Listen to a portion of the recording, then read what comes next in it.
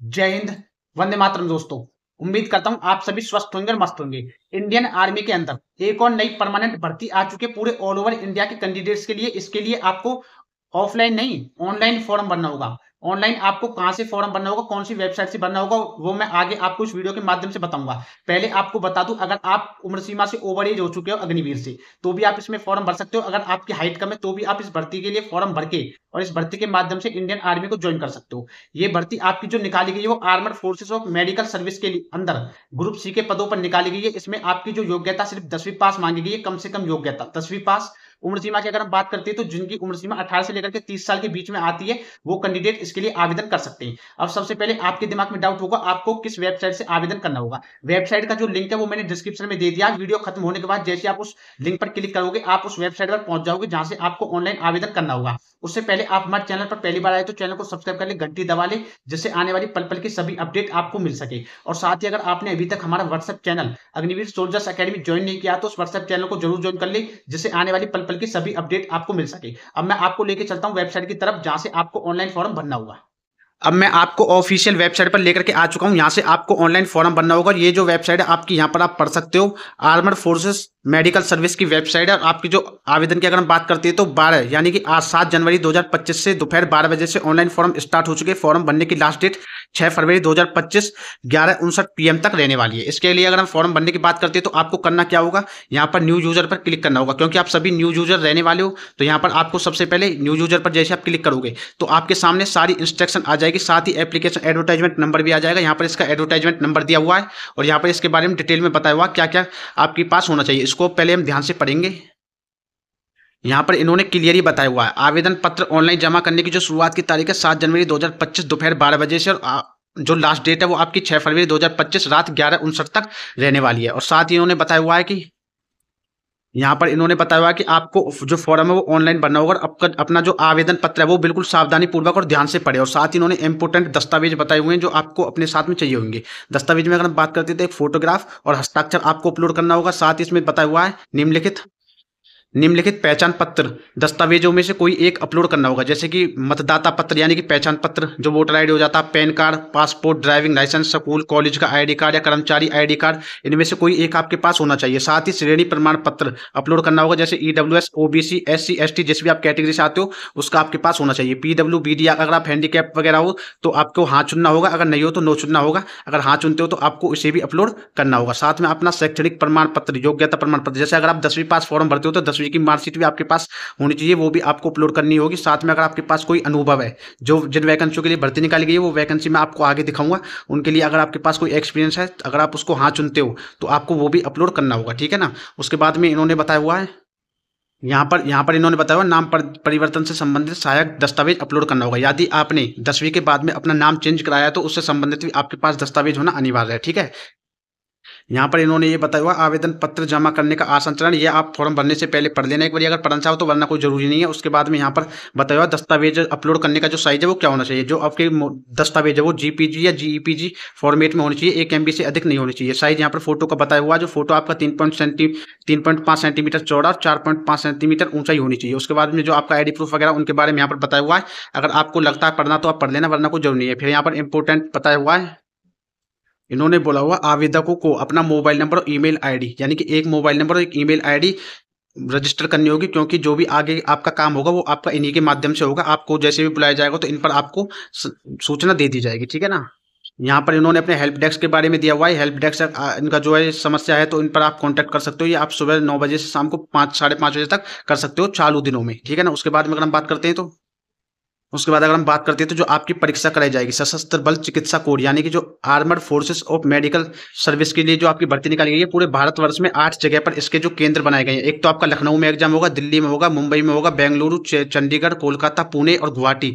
यहाँ पर आपका कंप्यूटर आधारित परीक्षा कराई जाएगी अगर आप इसके लिए आवेदन करते हो। परीक्षा पैटर्न की अगर हम बात करते हैं तो हिंदी और अंग्रेजी दोनों में होगा। 10वीं और 12वीं पास के स्तर का आपके 2 अलग अलग सेट बनाए जाएंगे। इन्होंने बताया हुआ है कि 10वीं और 12वीं के अनुसार 2 अलग-अलग प्रश्न पत्र यानी कि आपके बनाए जाएँगे और 10वीं की से अगर आप फॉर्म भरते हो तो आपको 10वीं तक के लेवल का पूछा जाएगा, अगर 12वीं से भरते हो तो आपसे 12वीं लेवल तक का पूछा जाएगा। अगर आप 10वीं की बात करते हैं 10वीं लेवल की कौन से पद है, तो यहाँ पर आप देख सकते हो बाड़ी एंड जॉइनर के एक जो पद रहने वाले हैं आपके 2 रहने वाले, उसके बाद ट्रेड्स एंड मेट के अंदर 31 वैकेंसी, मल्टीपल टास्किंग स्टाफ के लिए आपकी 29 वैकेंसी, ये सभी 10वीं पास दी हुई है। उसके बाद में अगर आप धोबी हो तो धोबी के लिए आपकी 2 वैकेंसी, टीन स्मिथ के लिए 1 वैकेंसी, लैब अटेंडेंट के लिए 1 वैकेंसी और पकाना के लिए आपकी 4 वैकेंसी, फायरमैन के लिए आपकी 5 वैकेंसी, टोटल 75 वैकेंसी इसके अंदर हो जाती है। उसके बाद में अगर आप 12वीं पास हो तो 12वीं पास के अंदर जो आपकी वैकेंसी दी हुई है ये हो जाती है लेखाकार की 1 वैकेंसी, स्टेनोग्राफर ग्रेड सेकंड की 1 वैकेंसी, अवर श्रेणी लिपिक की आपकी जो है एलडीसी की यानी कि लोअर डिवीजन क्लर्क की 11 वैकेंसी, दुकानदार के लिए आपकी 24 वैकेंसी, फोटोग्राफर के लिए आपकी 1 वैकेंसी, टोटल 38 वैकेंसी हो जाती है, आपकी 12वीं पास हो जाती है। अगर हम बात करें आपके एग्जाम की और 10वीं और 12वीं दोनों ही लेवल के प्रश्न पत्रों में आपके जो क्वेश्चन पूछे जाएंगे टोटल 100 क्वेश्चन पूछे जाएंगे, एमसीक्यू रहेंगे यानी कि मल्टीपल चॉइस क्वेश्चन। उसके बाद अंग्रेजी भाषा के आपके 25 प्रश्न आएंगे दोनों में ही। उसके बाद सामान्य बुद्धि यानी जीके के आपके 25 प्रश्न आएंगे 25 अंक के। उसके बाद में आपकी जो है यानी जो आपका एग्जाम सिलेबस रहने वाला वो इंग्लिश लैंग्वेज के आपके 25 क्वेश्चन 25 नंबर के, रीजनिंग के आपके 25 क्वेश्चन 25 नंबर के, मैथ के आपके जो आएंगे 25 क्वेश्चन 25 नंबर के, जनरल अवेयरनेस के 25 क्वेश्चन 25 नंबर के आपसे पूछे जाएंगे। इस बात का आप अवश्य ध्यान रखना।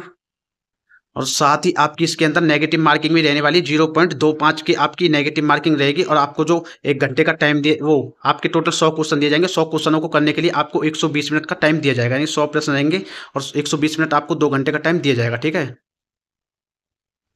और साथ ही यहाँ पर लिखा हुआ अभ्यर्थियों को दोनों परीक्षाओं में उपस्थित होने के लिए प्रोत्साहित किया जाता है, यानी कि अगर आप चाहो तो 2 फॉर्म भरना तो आप 2 फॉर्म भी इसके अंदर भर सकते हो। उसके बाद में आपको करना क्या होगा, यहाँ पर जो ये दिया हुआ है, यहाँ पर जो ये लिखा हुआ है ना, ध्यान से देखना इसको।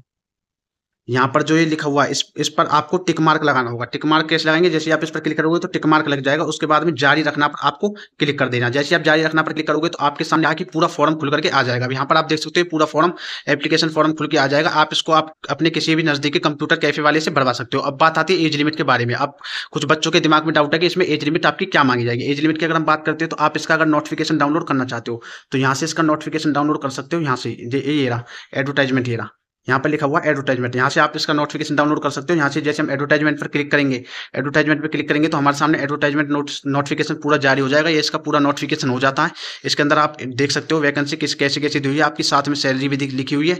और ये जो आपकी वैकेंसी यहाँ पर क्लियरली मेंशन किया हुआ है ना, director general armed forces medical service के अंदर न्यू दिल्ली के लिए आपकी ये वैकेंसी निकाली गई है। साथ ही इसमें आप वैकेंसी देख सकते हो। नीचे की तरफ आप जाओगे तो यहाँ पर आपकी एज लिमिट दी हुई है, जैसे अकाउंटेंट के लिए आपकी 30 साल तक, स्टेनोग्राफर के लिए आपकी 18 से 27 साल तक, उसके बाद में लोअर डिवीजन क्लर्क के लिए आपकी 18 से 27 साल तक उम्र सीमा दी गई है।